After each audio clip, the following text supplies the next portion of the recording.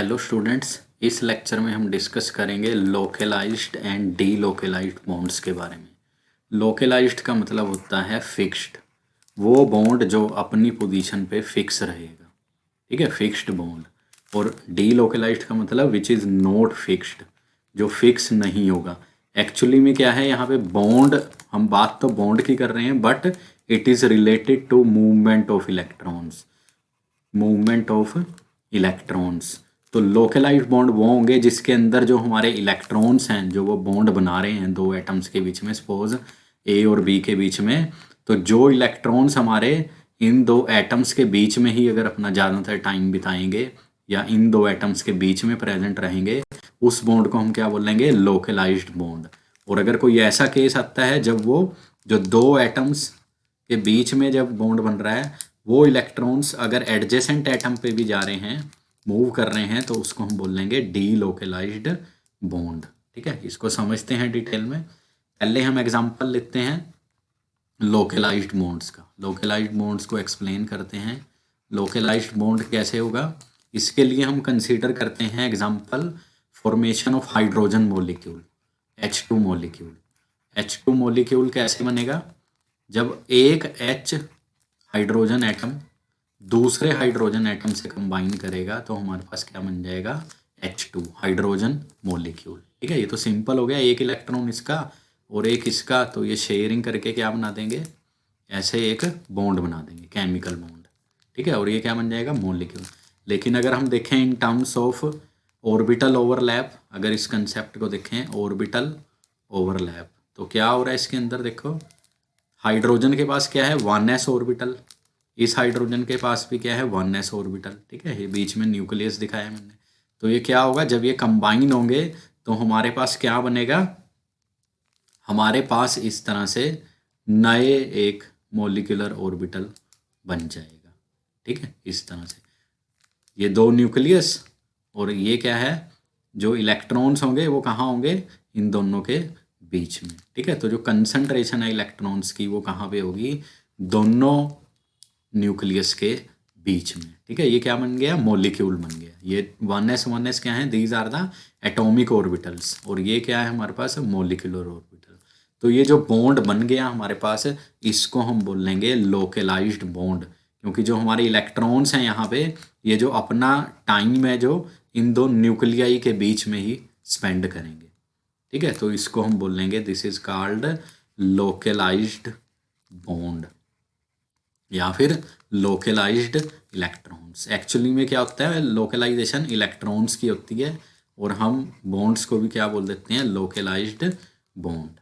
ठीक है, localised bond या फिर लोकलाइज्ड इलेक्ट्रॉन, वो इलेक्ट्रॉन जो दो न्यूक्लियस के बीच में ही, जिन जिन दो एटम्स के बीच में बॉन्ड बन रहा है, अगर वो वहीं पे अपना ज़्यादातर टाइम स्पेंड करेंगे तो उनको हम बोल लेंगे लोकलाइज्ड इलेक्ट्रॉन्स। ठीक है, इसकी फॉर्मल डेफिनेशन क्या है, if the electrons forming a bond spend most of their time in space between the two bonded atoms, they are called localized electrons। और इस तरह के बॉन्ड को हम क्या बोलेंगे, and such a bond is called localised bond. और एक सिंपल डेफिनेशन एक और इस तरह से भी लिख सकते हैं हम इसको, the bond whose electrons are greatly concentrated in the region between the two nuclei only। ठीक है, जिन दो न्यूक्लियस के बीच में बॉन्ड बन रहा है, अगर उन्हीं दो न्यूक्लियस के बीच में इलेक्ट्रॉन्स रहेंगे, सपोज हमारे पास x है और दूसरा भी x है, तो दो इलेक्ट्रॉन्स अगर यही इन दोनों के बीच में रहेंगे तो हम इसको बोल लेंगे this is called localised bond, और इलेक्ट्रॉन्स क्या हो जाएंगे, लोकलाइज्ड इलेक्ट्रॉन्स। ठीक है, अब कौन कौन से होते हैं, एग्जांपल्स देखते हैं। All sigma bonds are localised, जितने भी हमारे सिग्मा बॉन्ड्स हैं, या फिर हम बोल सकते हैं all single bonds are localised. ठीक है, क्योंकि जो सिंगल बॉन्ड्स हैं उसमें क्या होता है, हमारा जो दो कंबाइनिंग एटम्स हैं, सपोज कार्बन कार्बन या हाइड्रोजन हाइड्रोजन या कोई और भी हो सकता है, तो जो इलेक्ट्रॉन्स हैं इन्हीं दो एटम्स के बीच में अपना टाइम स्पेंड करते हैं, तो वो सारे के सारे जो सिग्मा बॉन्ड्स हैं they are localised. A pi bond between two atoms in a molecule having only one double bond.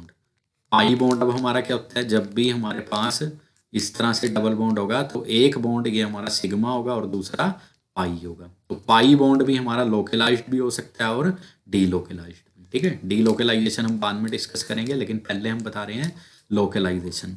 तो पाई बॉन्ड हमारा कब लोकलाइज होगा? जब वो दो एटम्स के बीच में बन रहा है having only one double bond. ऐसा मॉलिक्यूल जिसमें सिर्फ दो एटम्स के बीच में ही डबल बॉन्ड है। ठीक है, कोई इस तरह का मॉलिक्यूल हो सकता है, बाकी सारे हमारे सिंगल बॉन्ड है, सिर्फ एक क्या है उसके पास पाई बॉन्ड। तो ये जो हमारा पाई बॉन्ड होगा ये क्या होगा? हमारा लोकलाइज्ड होगा। ठीक है, और दूसरा केस, और the pi bonds in a molecule having isolated double bonds.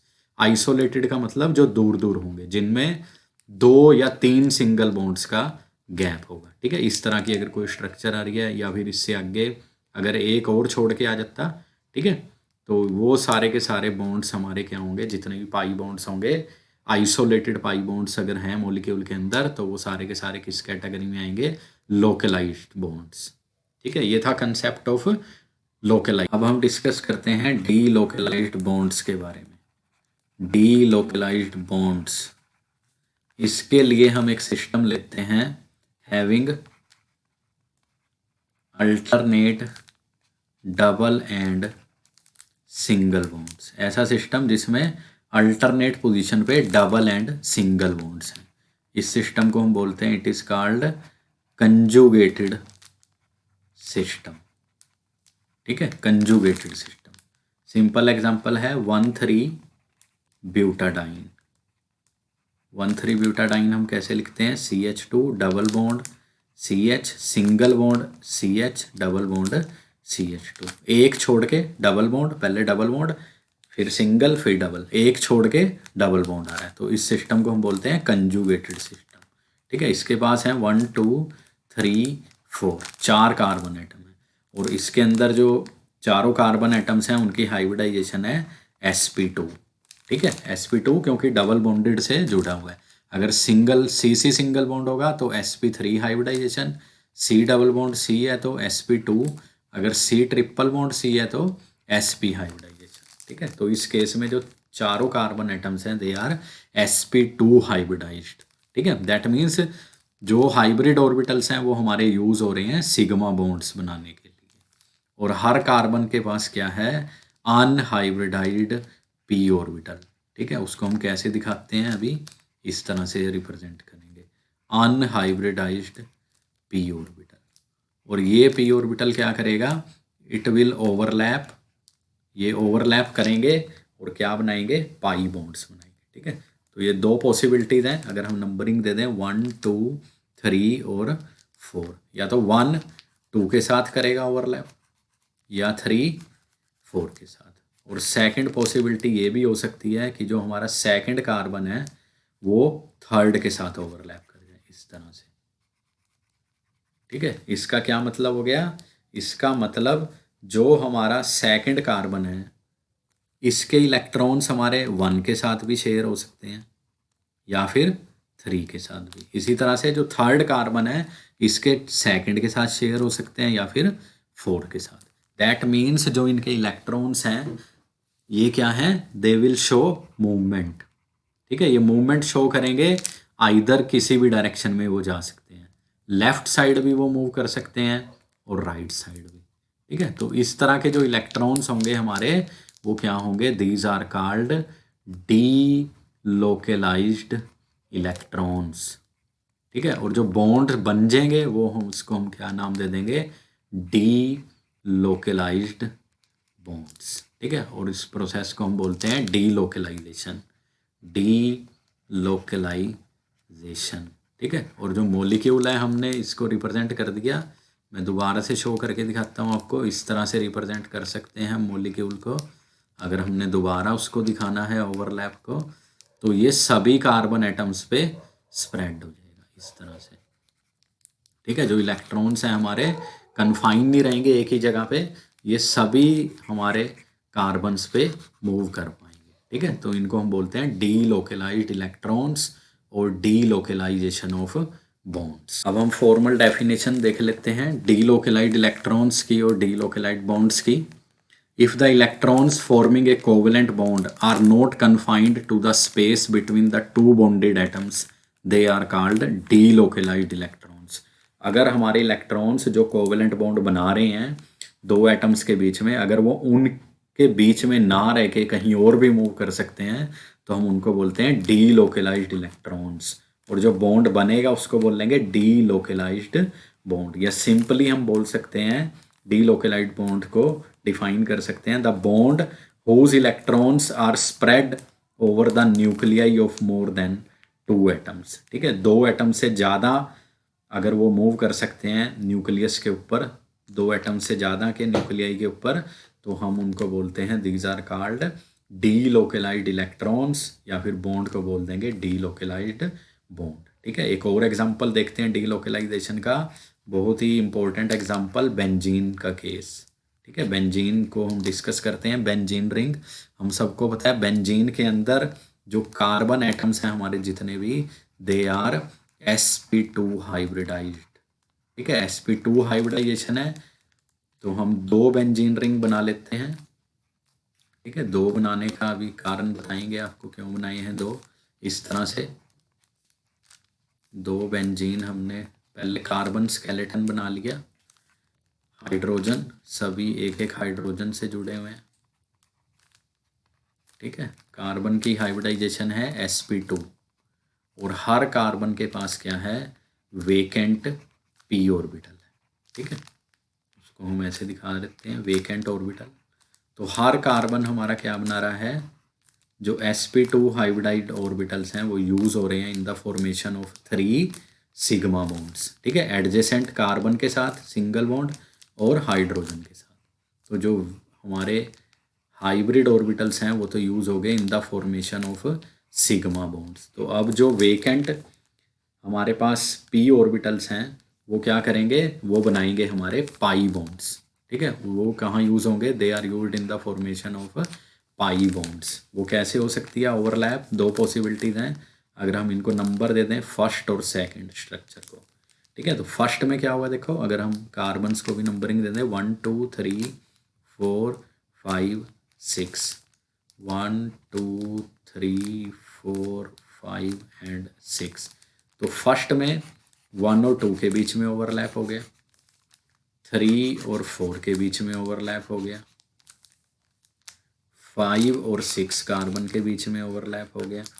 ठीक है, इसी तरह से जो सेकंड केस है उसमें हमारा क्या हो गया, सेकंड और थर्ड कार्बन के बीच में ओवरलैप हो गया, 4th और 5th के बीच में ओवरलैप हो गया, और 1st और 6 के बीच में ओवरलैप हो गया। ठीक है, तो हमारा 2 पॉसिबिलिटीज़ होगी ओवरलैप की या पाई बॉन्ड होने की, फर्स्ट और सेकंड कार्बन के बीच में, थर्ड 4 के बीच में, 5 5th 6 के बीच में, और सेकंड केस में सेकंड थर्ड 4th 5th और 1st और 6। तो ओवरऑल हम इसको कैसे रिप्रेजेंट कर सकते हैं, ओवरऑल अगर हम इसको बनाएं तो हम इस तरह से दिखा सकते हैं, जो इसका रिजल्ट बनेगा इस तरह से। ठीक है, जो हमारे पास ये वेकेंट ऑर्बिटल है, मैं इसमें हाइड्रोजन से नहीं शो कर रहा हूँ। ठीक है, तो इसके अंदर हमारा 2 इलेक्ट्रॉन्स क्लाउड हो जाएंगे, एक ऊपर की तरफ इस तरह से, और दूसरा इस तरह से रिंग के नीचे की तरफ। ठीक है, तो ये इसका क्या मतलब है, दैट मीन्स जो इलेक्ट्रॉन्स हैं हमारे वो कन्फाइन ना रह के 2 एटम्स के बीच में, वो कहीं भी मूव कर सकते हैं। ठीक है, दैट मीन्स वो क्या करेंगे, मूवमेंट होगी इलेक्ट्रॉन्स की, मूवमेंट ऑफ इलेक्ट्रॉन्स। तो इसको हम बोलते हैं, this is called delocalisation of electrons, delocalisation of electrons, या फिर हम बोल देंगे डी लोकलाइजेशन ऑफ बॉन्ड्स। ठीक है, एक्चुअल में क्या है, मूवमेंट ऑफ इलेक्ट्रॉन्स हैं, लेकिन हम नाम दे देते हैं delocalisation of bonds. Next हम डिस्कस करते हैं effects of delocalisation of bonds. जो डी लोकलाइजेशन हमारी हो रही है बॉन्ड्स की, उसके क्या इफेक्ट्स हैं। फर्स्ट है effect on carbon carbon bond length. जब भी हमारी डी लोकलाइजेशन होगी बॉन्ड्स की, तो जो हमारी बॉन्ड लेंथ है वो नॉर्मल वैल्यू से चेंज हो जाएगी। किस तरह से, अभी हमने बेंजीन का एग्जांपल डिस्कस किया था। बेंजीन के अंदर जितने भी हमारे कार्बन कार्बन बॉन्ड्स बन रहे हैं सबकी बॉन्ड लेंथ सेम है। सेम है बिकॉज ऑफ डीलोकेलाइजेशन। ठीक है, वैसे क्या होना चाहिए, देखो हमें लग रहा है कि अल्टरनेट पोजीशन पे सिंगल और डबल बॉन्ड है बेंजीन के अंदर, तो क्या होना चाहिए, कुछ बॉन्ड्स उसमें सिंगल बॉन्ड आने चाहिए जिनकी वेवलेंथ होनी चाहिए 154 पिकोमीटर, और कुछ बॉन्ड्स आने चाहिए 134 पिकोमीटर के। बट ड्यू टू डीलोकेलाइजेशन सारे के सारे जो बॉन्ड्स हैं दे आर इक्वल, और उनकी जो बॉन्ड लेंथ आ रही है वो कितनी आ रही है, 139 पिकोमीटर। ठीक है। सेकंड इफेक्ट है इफेक्ट ऑन स्टेबिलिटी। स्टेबिलिटी पे क्या इफेक्ट पड़ता है, जो डीलोकेलाइजेशन जब हमारी होती है इलेक्ट्रॉन्स की, डीलोकेलाइजेशन का मतलब है मूवमेंट, तो जो हमारी पाई इलेक्ट्रॉन डेंसिटी है हर एटम पे वो क्या हो जाएगी, कम हो जाएगी। ठीक है, इलेक्ट्रॉन डेंसिटी कम होगी तो एनर्जी भी सिस्टम की क्या हो जाएगी, कम हो जाएगी। एनर्जी का कम होने का मतलब है स्टेबिलिटी विल इंक्रीज। ठीक है, स्टेबिलिटी सिस्टम की बढ़ जाएगी। इन अदर वर्ड्स, अगर स्टेबिलिटी बढ़ गई तो मॉलिक्यूल क्या हो जाएगा, स्टेबल हो जाएगा। Molecule will become more stable, और इसको हम मेजर करते हैं in terms of resonance energy और डीलोकेलाइजेशन एनर्जी। ठीक है, जितनी ज़्यादा होगी डीलोकेलाइजेशन एनर्जी या फिर रेजोनेंस एनर्जी, उतना ज़्यादा मॉलिक्यूल क्या हो जाएगा, स्टेबल हो जाएगा। ठीक है, अभी हमने 2 एग्जांपल डिस्कस किए थे 1,3-ब्यूटाडाइन का, जिसमें हमारी क्या हो रही थी, डीलोकेलाइजेशन, और बेंजीन। ठीक है, बेंजीन में ज़्यादा डीलोकेलाइजेशन है तो इसलिए इसकी वैल्यू आ रही है 151 किलो जूल पर मोल, लेकिन ब्यूटाडाइन में कम है डीलोकेलाइजेशन तो इसकी वैल्यू है 16.2 किलो जूल पर मोल। और जो थर्ड इफेक्ट है वो हमारा है effect on movement of electrons. जब भी हमारे डीलोकेलाइट बॉन्ड्स होंगे तो जो मूवमेंट है इलेक्ट्रॉन्स की वो ज़्यादा हो जाएगी as compare to localized bonds. ठीक है, नेक्स्ट है हमारे पास kinds of molecules which show delocalisation या which contain delocalized bonds. Mainly 3 तरह के जो स्ट्रक्चर्स होंगे जो शो करेंगे डीलोकेलाइजेशन। फर्स्ट है हमारा डबल और ट्रिपल बॉन्ड्स इन कंजुगेशन। अगर हमारे पास ऐसा सिस्टम है जहाँ पे अल्टरनेट पोजीशन पे डबल या ट्रिपल बॉन्ड होंगे तो वो सिस्टम क्या शो करेगा, डीलोकेलाइजेशन। ठीक है, इस तरह से C double bond C, single bond C, double bond C, अगर ये सिस्टम चलता रहेगा इस तरह से सिस्टम होगा, अल्टरनेट पोजीशन पे डबल या फिर ट्रिपल बॉन्ड आते रहेंगे तो वो सिस्टम क्या शो करेगा, इट विल शो डीलोकेलाइजेशन। या सेकंड केस है डबल और triple bonds in conjugation with p orbitals of an adjacent atom. अगर हमारे पास कोई सिस्टम ऐसा है, डबल बॉन्ड भी हो सकता है या ट्रिपल बॉन्ड, और उसके साथ में एक एटम ऐसा है जिसके पास पी ऑर्बिटल है। ठीक है, पी ऑर्बिटल वेकेंट भी हो सकता है, vacant P orbital in case of carbocation, या फिर उसके अंदर एक इलेक्ट्रॉन हो, 1 इलेक्ट्रॉन। फ्री रेडिकल भी हो सकता है, फ्री रेडिकल का केस, या फिर 2 इलेक्ट्रॉन्स हो, 2 इलेक्ट्रॉन्स। फील्ड हो, कार्बन आयन हो सकता है, या फिर कोई ऐसा एटम जिसके पास लोन पेयर हो, जैसे क्लोरीन अगर यहाँ पे आ जाए। ठीक है, लोन पेयर भी हो सकता है। तो ये इन तीनों पॉसिबिलिटीज़ में क्या होगा, वी विल हैव डीलोकेलाइजेशन इस तरह से। ठीक है, इसको हटा देंगे तो हमारे पास क्या हो जाएगी, डीलोकेलाइजेशन हो जाएगी। ठीक है, इसके लिए एग्जांपल हम लिख सकते हैं सिंपल, विनाइल क्लोराइड का, इस तरह से। तो वो क्या हो जाएगा इस केस में, डीलोकेलाइजेशन। और थर्ड है हमारा हाइपर कंजुगेशन। हाइपर कंजुगेशन क्या होता है, डीलोकेलाइजेशन ऑफ सिग्मा बॉन्ड्स। जो मल्टीपल बॉन्ड्स होंगे, मल्टीपल मतलब डबल और ट्रिपल बॉन्ड, उनके जो एडजेसेंट कार्बन है उसके साथ क्या होगा, हमारा एक सिग्मा बॉन्डेड हाइड्रोजन अटैच होगा। ठीक है, तब हो जाएगी हमारी डीलोकेलाइजेशन ऑफ सिग्मा इलेक्ट्रॉन्स। ठीक है, तो इस लेक्चर में हमने डिस्कस कर लिया what are localized and delocalized bonds. Thank you for watching this video.